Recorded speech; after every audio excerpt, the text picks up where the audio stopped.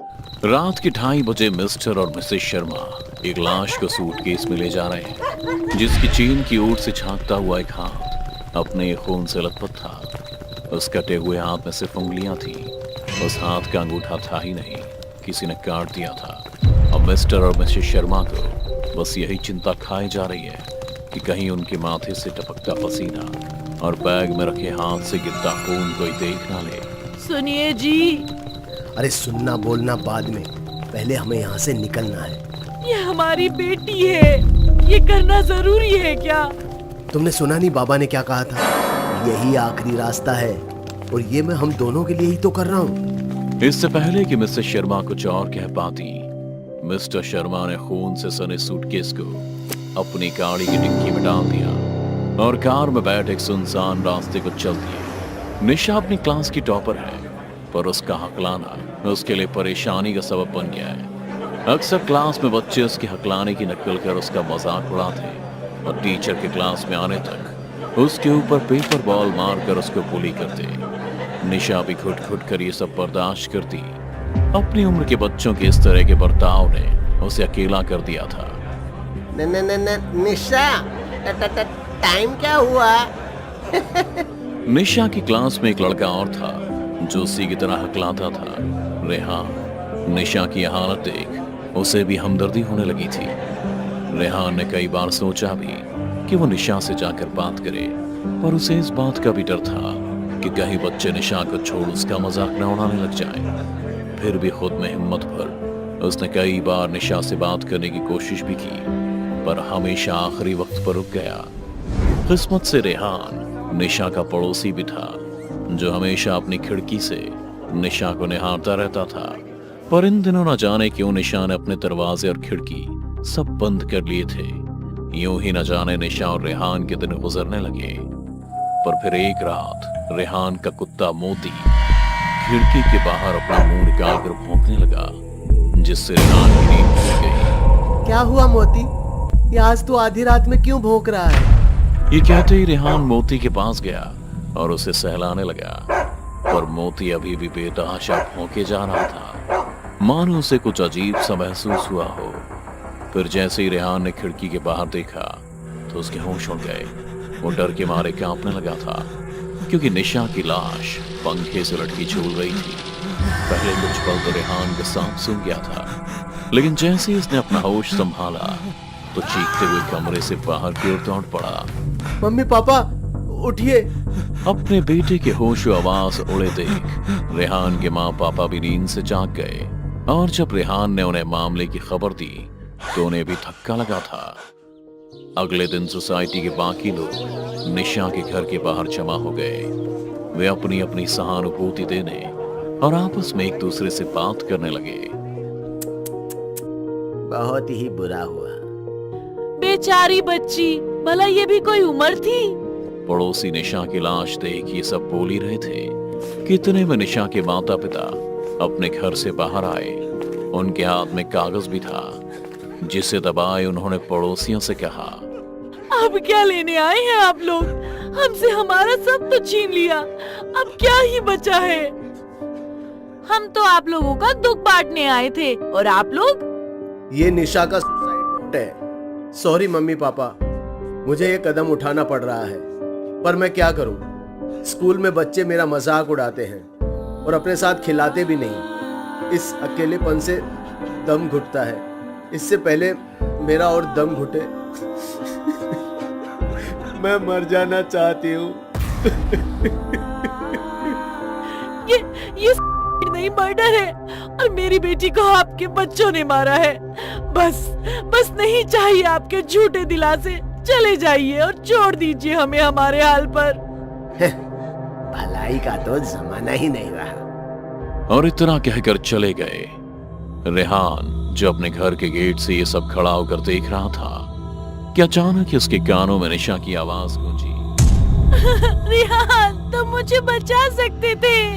रेहान ने डरते हुए जब आसपास देखा तो वहां कोई भी नहीं था। फिर खुद ही से अपना वहम मान वो वापस घर में चला गया। रोज की तरह रेहान उस रात भी निशा की खिड़की की तरफ देख रहा था, क्योंकि निशा की मौत रेहान को अंदर ही अंदर से खाई जा रही थी, जैसे कि उसकी गलती का नतीजा हो। वो अब दिन भर बस अपनी खिड़की के पास बैठा रहता और निशा के घर को निहारता रहता।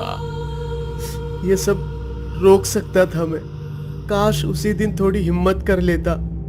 एक रात जब रेहान अपना होमवर्क कर रहा था, तभी एक हल्की सी हवा से उसके रजिस्टर के पेपर उड़ने लगे।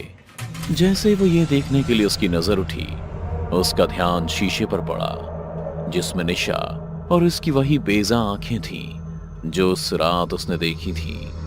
डर के मारे कांपता हुआ जैसे ही उसने पीछे देखा तो उसे कोई भी नहीं दिखा, लेकिन वापस मुड़ते ही उसे रजिस्टर के पेपर पर निशा का सड़ा हुआ अक्स दिखाई दिया, जिसकी आंखें रेहान को ही घूर रही थीं। वो छटपटाता हुआ कमरे के कोने में जा खड़ा हुआ और रोने लगा, और इससे पहले वो इस सदमे से उभर पाता, उसकी नजर निशा की खिड़की पर पड़ी, जिस पर आग की लपटों से बनी हुई एक परछाई दिखी। रेहान ने अपनी अलमारी से दूरबीन निकाल कर देखा तो निशा के मम्मी पापा उस कमरे में हवन कर रहे थे, और हवन कुंड में खून की आहुति डाल कुछ मंत्र बुदबुदा रहे थे। पर हैरानी की बात तो ये थी कि वो दोनों एक लाल घेरे के अंदर बैठकर ये कर रहे थे। ये इतनी रात में क्या कर रहे हैं? मुझे देखना चाहिए। पर रेहान ने एकदम से खुद को रोका और कहा, नहीं नहीं, ये उनका पर्सनल मामला है। ये कहता हुआ रेहान सोने चला गया। रात अभी काली हुई ही थी कि अचानक ही निशा की चीख एक बार फिर से उसके कानों में गूंजी, जिससे उसका खून सूखने को हो गया था। रेहान, तुम सब रोक सकते हो, उन्हें रोको। इससे पहले कि रेहान पहले की तरह हड़बड़ाता हुआ उठता, मोती उसके पास बिस्तर पे आके लेट गया और पतली आवाजें निकालने लगा, जैसे वो डरा हुआ हो। मुझे भी डर लग रहा है मोती, तुम मेरे साथ ही सो जाओ। हम साथ रहेंगे तो किसी को कुछ नहीं होगा। मोती और रेहान ने नींद न आते हुए भी अपनी आंखें बंद कर ली। वहीं दूसरी ओर निशा के माँ पापा मंत्रों को बुदबुदाते हुए हवन कुंड में आहुति डाल रहे थे, जिसकी आवाज रेहान को साफ सुनाई दे रही थी। पूरी रात मंत्रों का उच्चारण चलता रहा और लगातार कई रातों तक निशा के माँ पापा हवन करते रहे। एक तरफ हवन का सिलसिला चल रहा था तो दूसरी तरफ रेहान को निशा की आवाजें दिन रात सुनाई दे रही थी। यहाँ तक कि रेहान अब आईने में अपने अक्स से भी डरने लगा था। उसे लगता कि निशा की सड़ी हुई लाश फंदे से झूलती हुई उसके पीछे ही लटक रही है और खुली आंखों से वो बस रेहान को ही देखती रहती है। फिर एक दिन जब मंत्रों का उच्चारण रुक गया तो उसने अपनी खिड़की से निशा के घर की ओर देखा। निशा के माँ पापा एक बड़े से सूटकेस में कुछ भारी सामान ले जा रहे थे। रेहान ने उस सूटकेस से निकला हाथ और उसका कटा हुआ अंगूठा भी साफ देख लिया था। ये सब देख रेहान को किसी साजिश की बू आ गई थी। कुछ तो अजीब है, इतने दिन के हवन के बाद ये लोग कहाँ जा रहे हैं, वो भी इतने बड़े सूटकेस के साथ। और ये हाथ किसका है? कहीं खुद से कहते हुए रेहान तुरंत अपने घर के दरवाजे की ओर भागा, पर इससे पहले वो बाहर जा पाता रेहान की माँ ने उसे रोक लिया। इतनी रात को कहाँ जा रहे हो?